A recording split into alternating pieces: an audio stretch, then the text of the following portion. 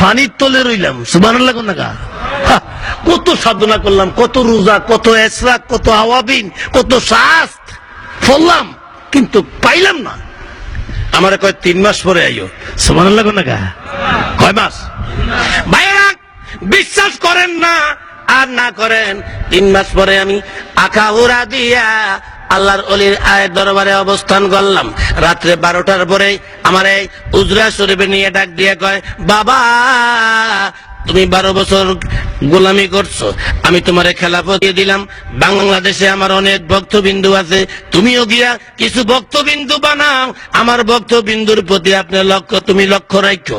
আমি বললাম, আমি তো এই চাচ্ছিলাম না, আমার নবীজি চাচ্ছিলাম, আমার কালবের খবর কি? আমারে কয়, বাবা রে, ও বাবা, সকলেই MBBS ডাক্তার, কেউ পেট কাটতে পারে, চোখ অপারেশন করতে পারে না, কেউ চোখ কাটতে পারে, পেট অপারেশন করতে পারে না, কিন্তু সবাই PhD বাহিরে থেকে MBBS পাস করে আসছে। জোরে কোন ঠিক কিনা?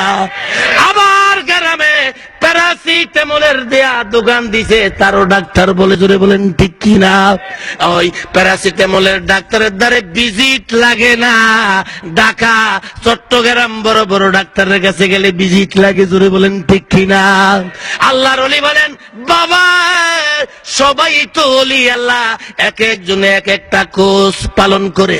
বাবারে, আমি যদি তুমি নবীর দিদার পেতে চাও, যদি তুমি এই কালবে জিকির বুঝতে চাও, বাবা আমি জীবনে কোনোদিন দেখি নাই বাংলাদেশে একজন নতুন পীর আবিষ্কার হয়েছে, যার নাম সুফি সম্রাট শাহ দেওয়ানবাগী। তুমি তার কাছে চলিয়া যাও, সে কালবের জিকির শিক্ষা দেয় এবং নবীর দিদার দেখাইবার পথ বাতায়া দেয়।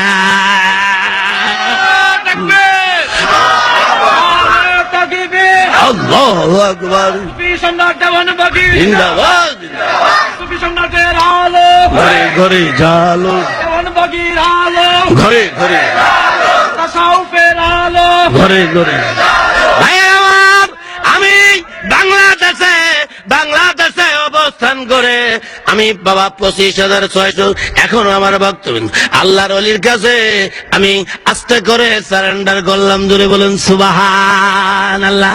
আল্লাহ তোমার লীলা খেলা কেউ বুঝে কেউ বুঝে, মুর্শিদ তোমার লীলা খেলা কেউ মানে কেউ মানে না।